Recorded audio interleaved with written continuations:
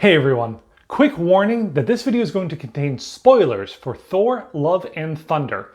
So if you have not yet seen that movie, stop watching, go watch that movie, then come back and listen to my theory about it. You have been warned.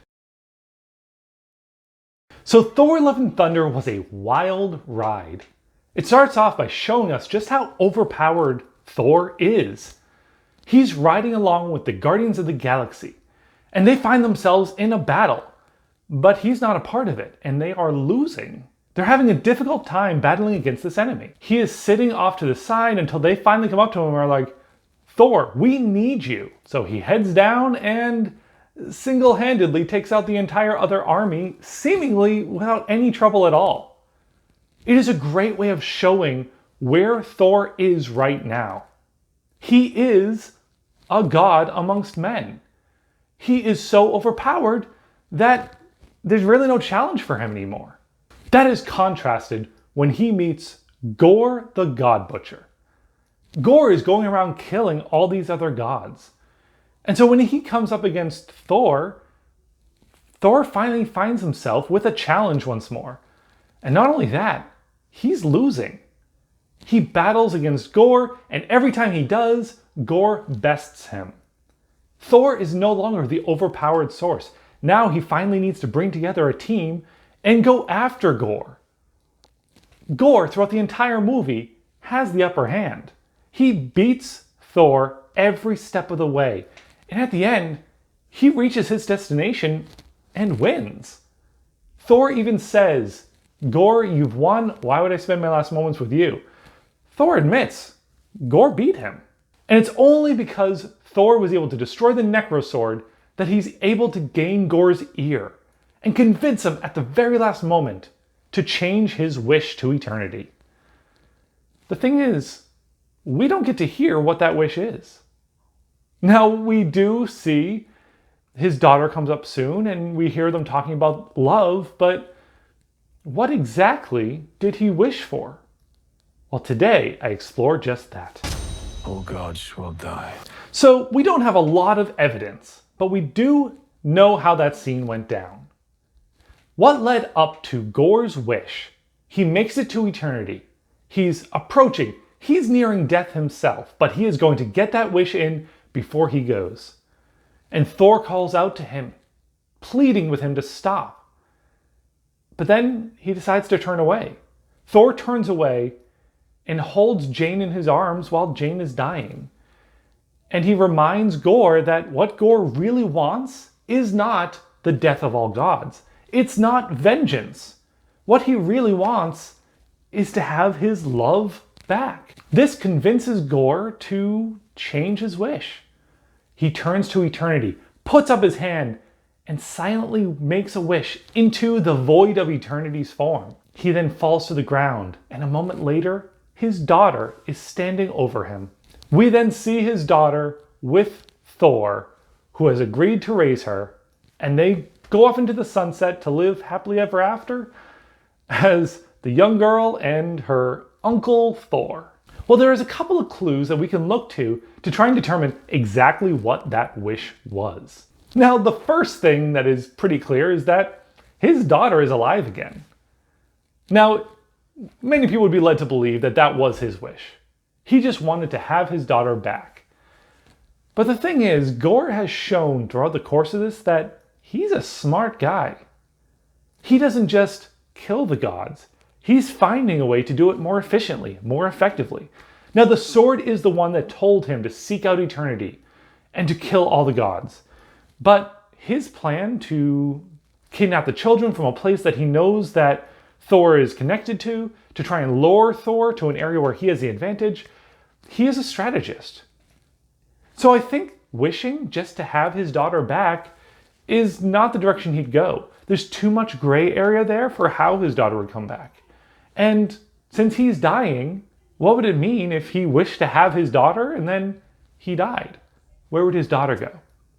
I think Gorr is smart enough to add a little more into that wish, to make sure that his daughter is safe and cared for, is in a position to continue on after he goes.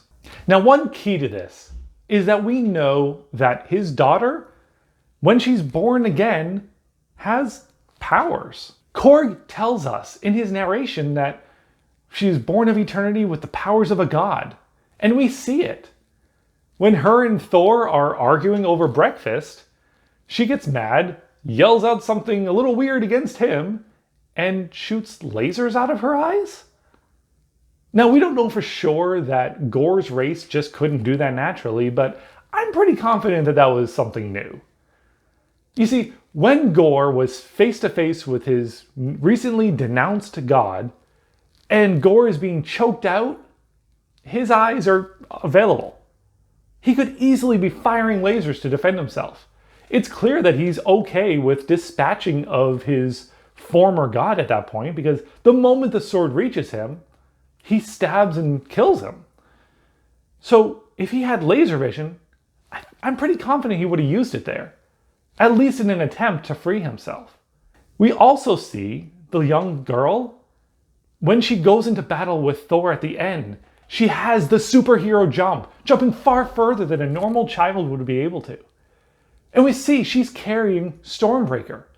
She's wielding it without a problem.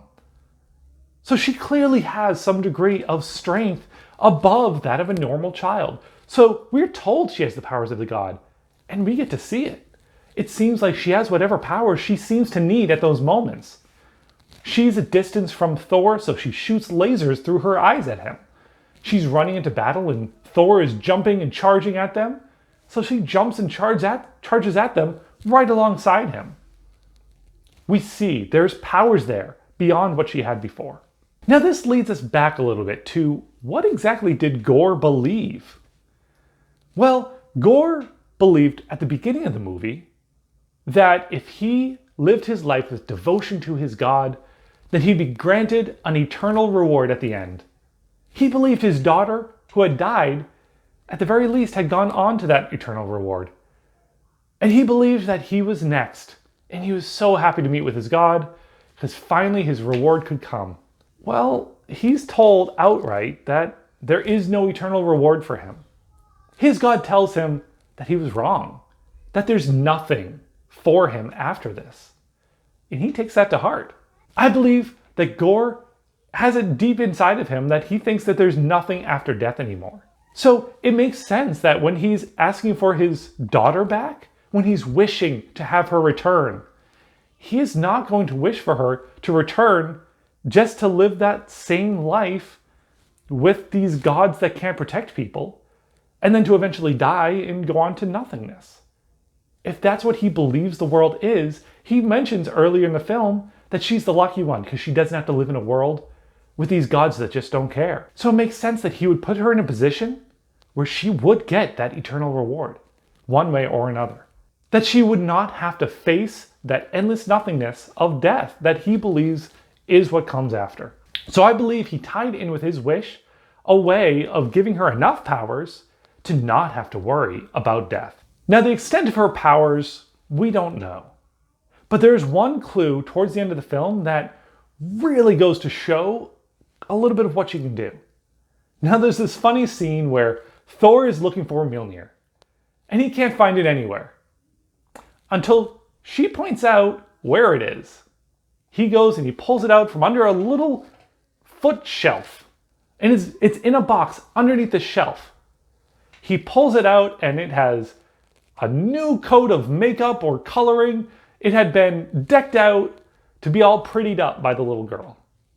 This is a cute scene. We see that she saw Mjolnir and decided, I'm gonna draw on this and make it all pretty. The thing is, how did she get to Mjolnir? Mjolnir was underneath a footstool. There was not enough space under there for her to climb under to draw on Mjolnir.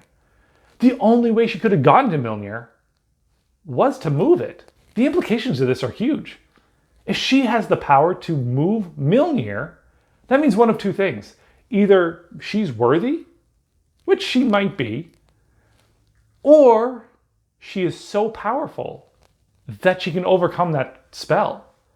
That she can move Mjolnir just by the sheer power that she has contained within her. Either way, this is huge. And the last clue I want to talk about before we move on to trying to figure out exactly what this wish contained is the fact that when she first returned, when Gorr first stuck his hand up, made that wish to eternity, and then she returned, when she's standing over him, it's not his daughter that we see. We see the form of his daughter, but within that form is eternity. And from that point onward, eternity is gone. We don't see eternity in that place anymore. We just see his daughter. So we see his daughter looking like eternity. Camera pans away, and when it comes back, now she's the same flesh and bones that Gorr knew her as. I think this is a major clue that tells us a little bit more about what exactly Gorr's daughter is now. So there's the information we have available to us. We know that she's alive. We know that she has the power of a god. We know that Gorr wants to protect her from the other gods and from death. We know that she can move Mjolnir and that she shows up looking like eternity itself. Well, I believe that this is enough to figure out what Gorr wished for. I think when he put his hand up and he made that wish, he was wishing to have his daughter back to life with the powers of eternity. I believe he wished for eternity to dwell in her, to become his daughter, so that she can not only live again, but live again with this power that she can overcome anything that comes her way. This was Gorr's ultimate way of protecting her. He worried that she would be alone. Thor agreed to take care of her, but Thor can only last so long, and he wants to make sure his daughter can be taken care of forever. And this is his way of doing it. So what do you think? Do you think that was Gorr's wish? Do you think there was more to it? Or do you think I missed some big clue to something completely different? Either way, let me know in the comments down below and I will be happy to discuss it with you. Give me a thumbs up if you enjoyed this video. Subscribe to our channel if you want to see more of our theories. And as always, thanks for watching.